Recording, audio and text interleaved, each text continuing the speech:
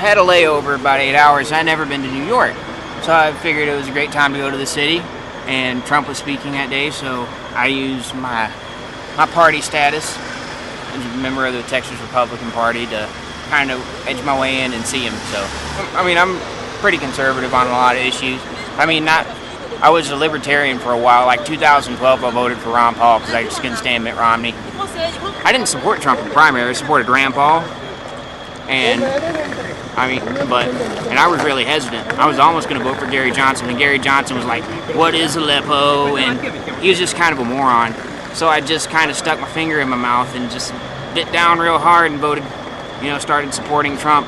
I'm trying to get younger people into the party, and I'm trying to get the party out of its there are some social conservative things that they just need to let go.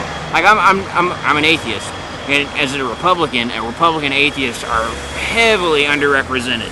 I mean, I kind of row in a boat alone, and so if they would just attach themselves to the monetary issues of private property rights and our Second Amendment rights, I think they could pull in a lot more people if they would just kind of distance themselves away from the Jesusy stuff.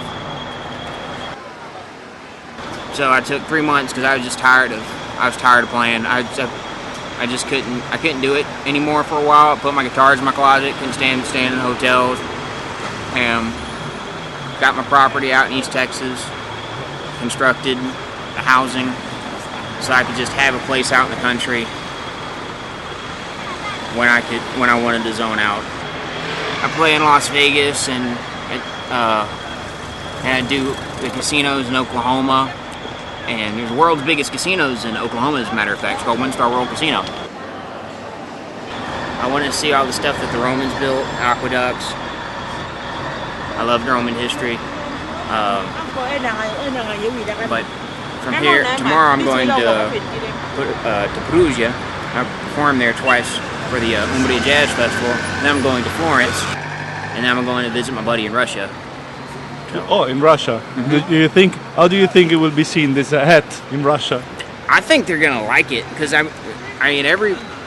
he told me that all the Russians like Trump because that was another thing too. We're getting back to the war thing. Like the U.S. military has been shipping NATO troops and putting them in the Russian border, and George Bush Sr. promised that we wouldn't expand NATO. I don't understand why we're not friends with them. They have a lot of natural resources. I mean, they have the world's largest oil reserves. They could reduce our dependency on Saudi Arabia.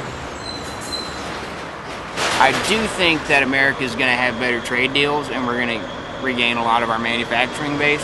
Identity politics is really heavy in America right now, just because the left is used racist and used all of these things to kind of drive wedges. Because the heart of conservative ideology is we want to talk about private property rights, and we want to talk about things that transcend those ideas, but the left keeps on bringing it up.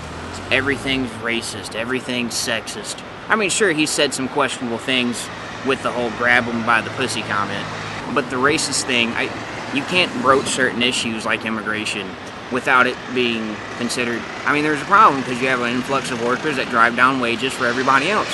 I mean, if it were a bunch of white people in Mexico, that wouldn't matter. They have, the peso's really, really low.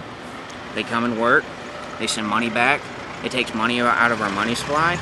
So, I mean, it's an issue that has to be addressed. But no, I've met a lot of Mexicans and a lot of black people who voted for Trump.